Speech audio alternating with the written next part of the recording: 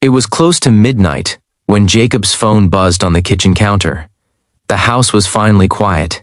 His 8-year-old son, Ethan, was asleep upstairs, and the hum of the refrigerator was the only sound keeping Jacob company.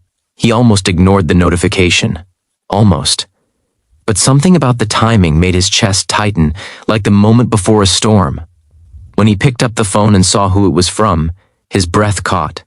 It was from his neighbor, Lily, and with the message came a photo. Just one simple question underneath it: do you think it's beautiful?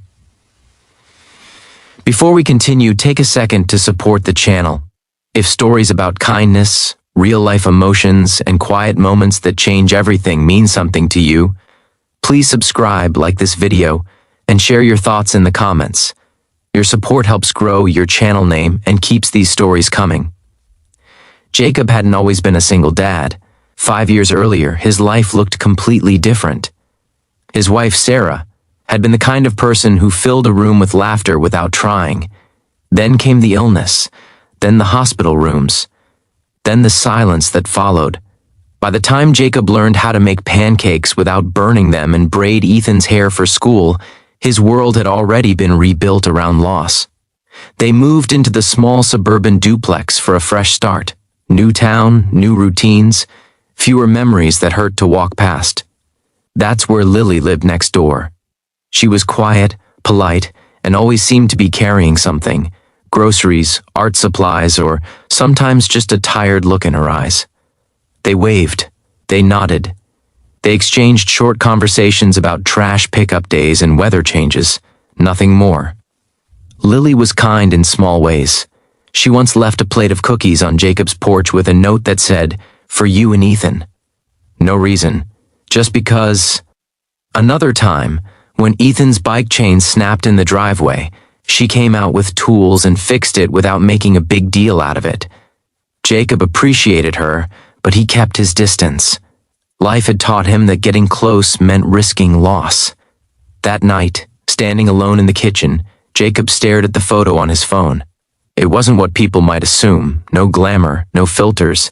It was a picture of Lily sitting by her bedroom window, holding a small painting. Her face wasn't fully visible, but her hands were shaking slightly. The painting showed a night sky filled with uneven stars, glowing softly over a quiet neighborhood. Simple, honest, vulnerable. Jacob read the message again. "Do you think it's beautiful?" He felt something twist inside him. Not attraction, not shock, something deeper, recognition. He typed a reply, deleted it, then typed again. Finally, he wrote, "Yes, it's beautiful. It feels real." The response came almost immediately. "Thank you. I wasn't sure anyone would see it that way. That should have been the end of it. A polite exchange, a neighborly moment." But Jacob couldn't stop thinking about it. He sat at the table, remembering how Sarah used to doubt herself in the same way. How she would ask, "Is it good enough?" Even when it clearly was.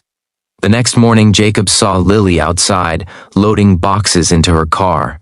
She looked embarrassed when she noticed him, like she wasn't sure if she should apologize for the message. "You didn't do anything wrong," Jacob said gently, walking over. "I'm glad you shared it with me." Lily hesitated, then sighed. "I almost didn't. I've been struggling lately. Art used to be the only thing that made sense to me, and now even that feels fragile." Jacob nodded. "I get that more than you know." They stood there for a moment, the air between them lighter than before. From that day on, small conversations turned into longer ones. Coffee on the porch, walks while Ethan rode his bike. Shared stories that slowly peeled back layers of grief, fear, and hope. Lily revealed that she had moved there after a painful divorce. Her ex-husband had always dismissed her art as a hobby, something childish. Over time, his words had rooted themselves deep inside her. Even after leaving, she still heard his voice whenever she picked up a brush. Jacob shared his own struggles. The nights he stayed awake wondering if he was enough for Ethan. The guilt of smiling again after loss. The fear that happiness was something temporary, like a loan that would eventually be taken back. One evening, Weeks later, Lily knocked on Jacob's door.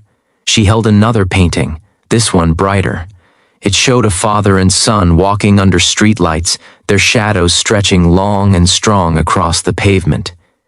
"I was inspired," she said quietly, "by you and Ethan." Jacob felt his throat tighten. He didn't trust his voice, so he simply nodded. Ethan, standing behind him, smiled wide. "That looks like us," he said. "It is," Lily replied, smiling back. "Kindness doesn't always arrive with grand gestures. Sometimes it shows up as a late-night message, a sincere answer, or the courage to see someone's vulnerability and treat it gently." Over time, Lily's confidence grew. She started sharing her art online.